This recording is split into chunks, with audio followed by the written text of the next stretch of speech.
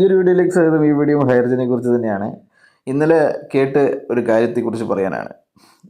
എന്തിനാണ് ഹൈറേഞ്ച് അപ്പീലിന് പോകുന്നത് എന്നുള്ളത് ഒരു പ്രസക്തമായ ചോദ്യം തന്നെയാണ്. ഹൈറേഞ്ചിൽ പ്രവർത്തിച്ചവർക്കും ഹൈറേഞ്ചിൽ പ്രവർത്തിക്കാതെ അതിൻ്റെ പ്രവർത്തനങ്ങളൊക്കെ വീക്ഷിച്ചവർക്കും എല്ലാവർക്കും അറിയാം. ഇതിൻ്റെ മുതലാളിമാർക്കും എല്ലാവർക്കും അറിയാം.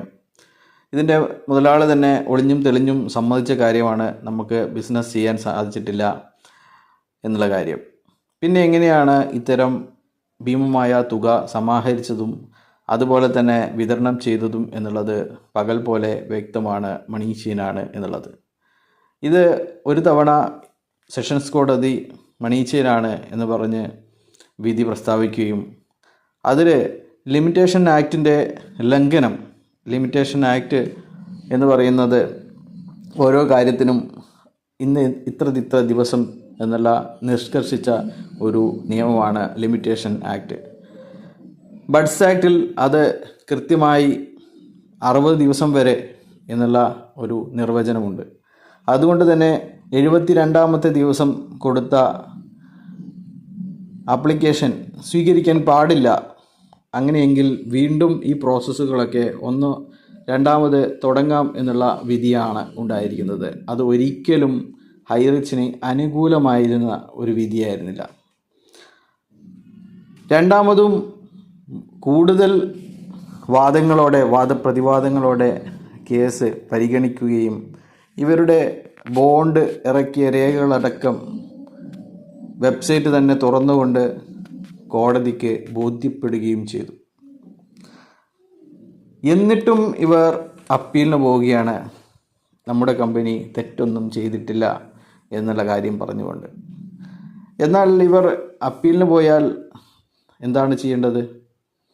ഇവരുടെ രേഖകൾ, ഇവരെന്താണ് ചെയ്തിരുന്നത്, എങ്ങനെയാണ് 3140 കോടി രൂപ സമാഹരിച്ചത്, അതുപോലെ തന്നെ എങ്ങനെയാണ് 800 രൂപയുടെ ID അടിച്ചവൻ 8 കോടി ഉണ്ടാക്കിയത്, എന്താണ് അതിൻ്റെ ബിസിനസ് പ്ലാൻ എന്നീ കാര്യങ്ങൾ, എങ്ങനെയാണ് ഈ 10,000-ന് 30,000 കൊടുക്കുക, അതുപോലെ 5 ലക്ഷത്തിന് 50 ലക്ഷവും പിന്നെ അവർ നിക്ഷേപിച്ച 5 ലക്ഷവും എങ്ങനെയാണ് കൊടുക്കുക എന്നുള്ള കാര്യങ്ങളൊക്കെ വ്യക്തമായി നല്ല വടിപ്പോടെ, അല്ലെങ്കിൽ ഇവർക്ക് ജനങ്ങളുടെ കയ്യിൽ നിന്ന് ഫണ്ട് സ്വീകരിക്കാനുള്ള അനുമതി പത്രം, ഗവൺമെൻറ് കൊടുത്തിരിക്കുന്ന അനുമതി പത്രം എന്നൊക്കെ ഹാജരാക്കിക്കൊണ്ട് വെറും 1-2 സിറ്റിങ്ങുകൾ കൊണ്ട് അത് ഈ കേസിൽ നിന്ന് തന്നെ വിജയിച്ച് കമ്പനി വീണ്ടും തുറക്കുക എന്നുള്ള കാര്യമാണ്. അതിനിടയിൽ ഹൈറേഞ്ചിൻ്റെ CEO തന്നെ സമ്മതിച്ചൊരു കാര്യമുണ്ട്, ഈ കേസ് നടക്കുന്ന കാര്യങ്ങൾക്കിടയിൽ ഞങ്ങൾക്ക് ഇനി ഓഫീസ് ആവശ്യമില്ല, നിങ്ങൾ വേറെ ആർക്കെങ്കിലും അത് കൊടുത്തുകൊള്ളൂ എന്നുള്ള രേഖയും ഇത് കേസ് പരിഗണിക്കുന്ന സമയത്ത് തന്നെ ഹൈറേഞ്ചിൻ്റെ CEO ഇതിൻ്റെ ആ ബിൽഡിങ്ങിൻ്റെ, ആ വാടക കെട്ടിടത്തിൻ്റെ ഉടമയ്ക്ക് നൽകിയതാണ്. ഇനി ഞങ്ങൾക്ക് ഈ ബിൽഡിങ്ങിൻ്റെ ആവശ്യമില്ല, നിങ്ങൾക്ക് വാടക നൽകാനും സാധിക്കുകയില്ല എന്ന് പറഞ്ഞുകൊണ്ടുള്ള ഒരു NOC. അപ്പോൾ ഇതിൽ നിന്നൊക്കെ വ്യക്തമാകുന്നത് ഇനി ഈ കമ്പനിക്ക് തിരിച്ചു വരവില്ല എന്നും, അതുകൊണ്ട് തന്നെ ആ ഒരു ബിൽഡിങ് നിലനിർത്തുക എന്നുള്ളത് ഒരു ബാധ്യതയാണ് എന്നുള്ളത് കമ്പനിക്ക് ബോധ്യപ്പെട്ടു എന്നുള്ളതാണ്. അത് CEO തന്നെ സമ്മതിച്ച ഒരു കാര്യം തന്നെയാണ്. ഞാൻ സമ്മതിച്ചിട്ടാണ് അങ്ങനെ ഒരു വിധി, ഇവരുടെ സാധനങ്ങൾ അവിടെ നിന്ന് ഒഴിച്ചു കൊടുത്ത് അത് ഒരു പെയിൻറ് കമ്പനിക്കാരന് വാടകയ്ക്ക് നൽകാനുള്ള കാര്യങ്ങളൊക്കെ ചെയ്തത് ഞാൻ കൂടി സമ്മതിച്ചിട്ടാണ് എന്ന് ശ്രീമതി ശ്രീനാ പ്രതാപൻ തന്നെ സമ്മതിച്ച, അല്ലെങ്കിൽ ഉറക്കെ പ്രഖ്യാപിച്ച ഒരു കാര്യം കൂടിയാണ്. എന്നിട്ടും എന്തുകൊണ്ടാണ് ഇവർ ഹൈക്കോടതിയിൽ 23 സിറ്റിങ്ങുകൾ കഴിഞ്ഞിട്ടും എന്തുകൊണ്ട് ഇവർ കേസിൽ വാദിക്കുന്നില്ല? ഇവർ വാദിച്ചിരുന്നത് എൻ്റെ മക്കളുടെ അക്കൗണ്ട് ഓപ്പണാക്കി തരണം, എൻ്റെ അക്കൗണ്ട് ഓപ്പണാക്കി തരണം, നമ്മുടെ കാറ് വിട്ടു തരണം,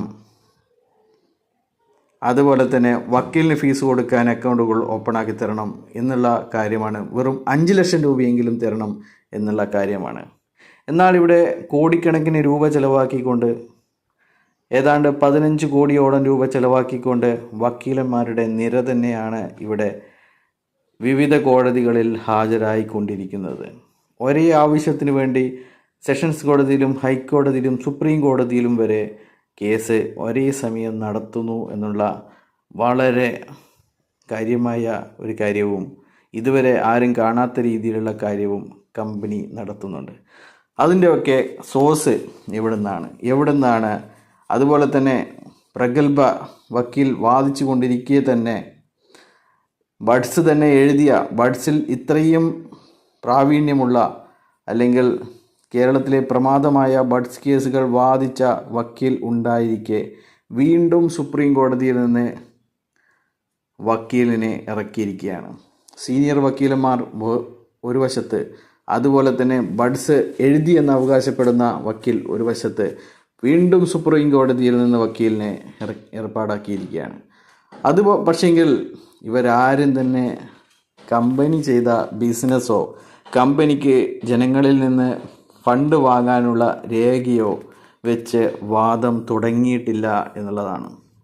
23 സിറ്റിങ്ങുകളോ മറ്റോ കഴിഞ്ഞു എന്നുള്ളതും പ്രത്യേകം ശ്രദ്ധിക്കണം.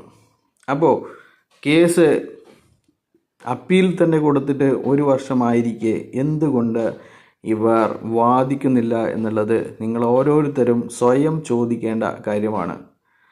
അതുകൊണ്ട് ഇവിടെ പ്രസക്തമാണ് ചോദ്യം, അപ്പീൽ നൽകിയതുകൊണ്ട് എന്തെങ്കിലും കാര്യമുണ്ടോ എന്ന് കമ്പനി തന്നെ ചോദിക്കുന്ന ഒരു കാര്യമുണ്ട്. അതുകൊണ്ട് തന്നെയാണ് കമ്പനിക്ക് മുട്ടുവിറക്കുന്നത്.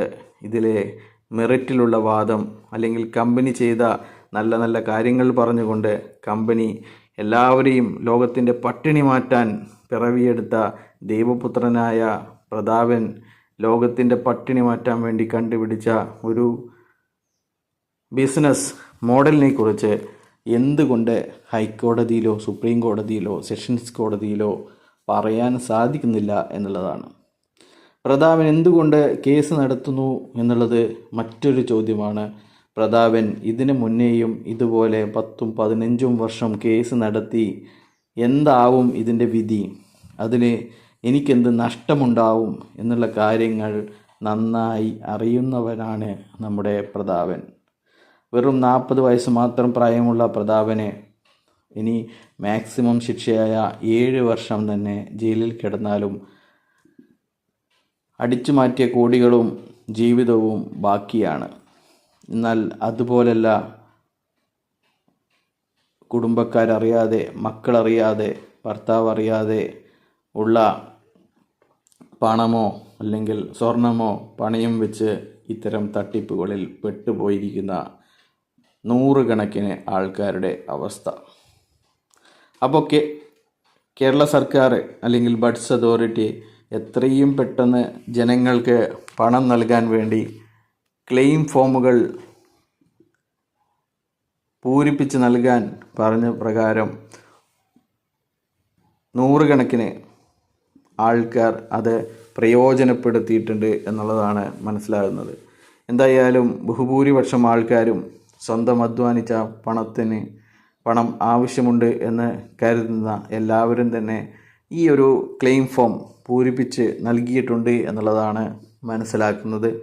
എന്തായാലും ഒരുപാട് ക്ലെയിം ഫോമുകൾ അത് ഇവരുടെ ലിസ്റ്റിൽ തന്നെ ചേർക്കാൻ ബാക്കിയുണ്ട്. അത് അയക്കുന്ന ഫോമുകളൊക്കെ തന്നെ കളക്ടറേറ്റിൽ സ്വീകരിക്കുന്നുണ്ട് എന്നുള്ളതും കാണാൻ സാധിക്കുന്നു. അപ്പോൾ ആരെങ്കിലും ഇത് വിട്ടുപോയിട്ടുണ്ടെങ്കിൽ ക്ലെയിം ഫോമുകൾ നൽകുക, മറ്റ് നടപടിക്രമങ്ങൾ പാലിക്കുക എന്നുള്ളതാണ്. നിങ്ങളോട് തന്നെ ചോദിക്കുക, ഈ കമ്പനി ചെയ്തത് നിയമപരമായ, ഇന്ത്യയിലോ മറ്റേതെങ്കിലും ലോകത്തോ നിയമപരമായ ഒരു ബിസിനസ് ആണോ എന്ന്. ഒരു പ്രൈവറ്റ് ലിമിറ്റഡ് കമ്പനിക്ക് എങ്ങനെയാണ് 5 ലക്ഷം രൂപ വാങ്ങി അതിന് സ്വപ്നതുല്യമായ പ്രതിഫലം കൊടുക്കാൻ സാധിക്കുക എന്നുള്ളത് നിങ്ങൾ ഓരോരുത്തരും സ്വയം ചോദിക്കേണ്ട ഒരു ചോദ്യമാണ്. അപ്പോൾ കൂടുതലൊന്നും പറയാനില്ല. ആവശ്യമുണ്ടെങ്കിൽ നടപടിയുമായി മുന്നോട്ട് പോവുക, അല്ലെങ്കിൽ ജയ് ഹൈറിച്ച്, ജയ് ഹൈറിച്ച്, ജയ് ഹൈറിച്ച് എന്ന് 3 തരം വിളിക്കുക.